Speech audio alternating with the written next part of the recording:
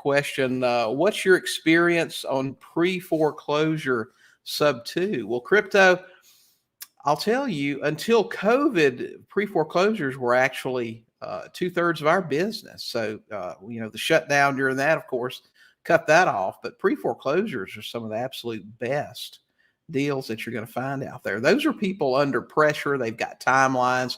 And sure, there are a bunch of them, that'll say, well, we've got it taken care of, or we want to keep our house.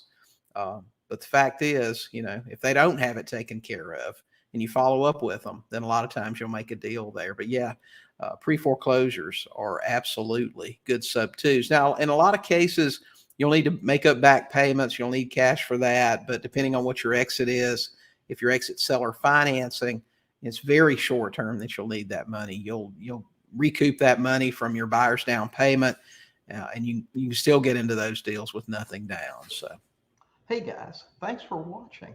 While you're here, don't forget to hit the subscribe button and check out these other great videos and podcast episodes.